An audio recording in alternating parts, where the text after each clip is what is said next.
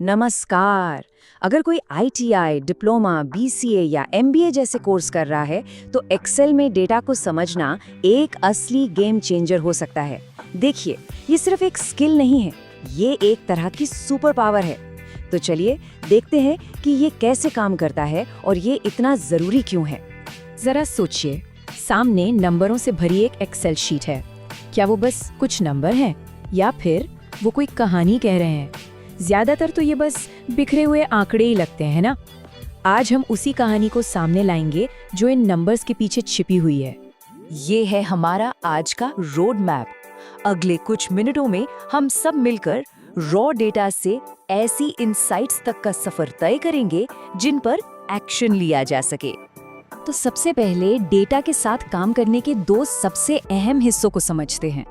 एक है एनालिसिस और दूसरा है विजुअलाइजेशन। सुनने में एक जैसे लगते हैं पर हैं ये अलग, लेकिन जब ये साथ मिलते हैं तो कमाल करते हैं। चलिए इसे और आसान शब्दों में समझते हैं। डेटा एनालिसिस का मतलब है एक जासूस की तरह काम करना, डेटा के अंदर की कहानी को खोजना, पैटर्न्स को ढूंढना। और डेटा विजुअलाइजेशन का मतलब है एक कहानीकार बनना, उसी खोजी हुई कहानी को चार्ट्स और ग्राफ की मदद से सबको आसानी से समझा देना।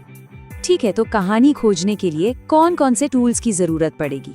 चलिए सीधे एक्सेल के एनालिसिस टूल किट में उतरते हैं और देखते हैं। ये हैं डेटा एनालिसिस के बिल्डिंग ब्लॉक्स।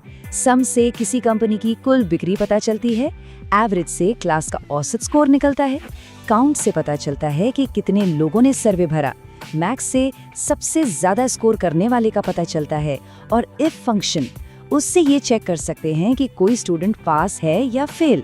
ये छोटे छोटे फॉर्मूले वाकई में बहुत शक्तिशाली हैं। कंडीशनल फॉर्मेटिंग तो एक जादुई टूल जैसा है। सोचिए, एक सेल्स रिपोर्ट में जो भी टारगेट से ऊपर है वो अपने आप हरा हो जाए और जो नीचे है वो लाल। मतलब एक एक सेल को देखने की जरूरत ही नहीं, जरूरी जानकारी खुद ब खुद चमकने लगती है। अब बात करते हैं एक्सेल के सुपरस्टार की, पिवट टेबल। ध्यान से सुनिए, ये एग्जाम के लिए बेहद जरूरी है। ये एक ऐसा पावरफुल टूल है जो हजारों लाइनों के डेटा को चुटकियों में एक साफ सुथरी इंटरैक्टिव समरी में बदल देता है।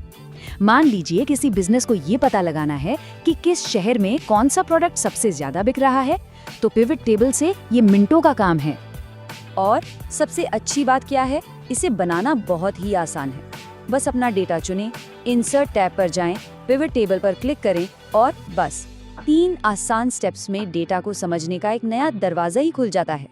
तो अब जब हमने डेटा में छिपी कहानी को खोज लिया है, तो अब उसे सुनाने का समय आ गया है। चलिए देखते हैं कि एक्सेल के विजुअलाइजेशन टूल से एक विजुअल स्टोरी कैसे बनाई जाती है।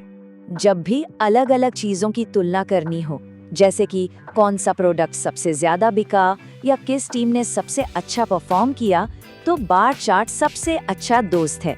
एक नजर डालते ही विनर साफ साफ नजर आ जाता है।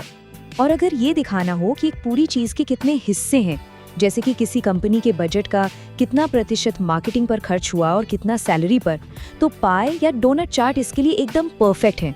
समय के साथ उतार चढ़ाव देखने के लिए, जैसे पिछले 1 साल में किसी शेयर की कीमत कैसे बदली या महीने दर महीने वेबसाइट पर कितने विजिटर्स आए।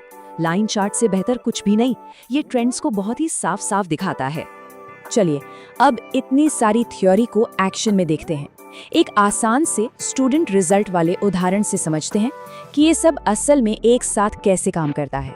ये है हमारा रॉ डेटा, बस कुछ स्टूडेंट्स के नाम और उनके मार्क्स। अभी तो ये सिर्फ नंबर्स की एक लिस्ट लग रही है, चलिए इसमें जान डालते हैं। अब हमारा लक्ष्य इन सवालों के जवाब ढूंढना है। क्लास का एवरेज स्कोर क्या है, सबसे ज्यादा मार्क्स किसके आए हैं और कौन पास हुआ कौन फेल। और ये रहा जवाब, एक तस्वीर के रूप में, एक सिंपल सा बार चार्ट और सारे सवालों के जवाब तुरंत मिल गए। साफ दिख रहा है कि सबसे ज्यादा मार्क्स किसके हैं और सबसे कम किसके। यही तो है विजुअलाइजेशन की असली ताकत। तो ये सब सीखने का असल में फायदा क्या है? चलिए देखते हैं कि ये एक्सेल स्किल्स असल दुनिया में इतनी मायने क्यों रखती हैं। बात सिर्फ सुंदर चार्ट बनाने की नहीं है। जब डेटा को विजुअलाइज किया जाता है तो उसे कोई भी आसानी से समझ सकता है, समय बचता है, फैसले तेजी से लिए जा सकते हैं और रिपोर्ट बहुत ज्यादा प्रोफेशनल लगती है।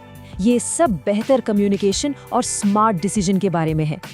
चलिए अब कुछ ज़रूरी एग्जाम के सवालों पर भी एक नज़र डाल लेते हैं, ताकि ये पक्का हो जाए कि सारी बातें अच्छे से समझ आ गई हैं।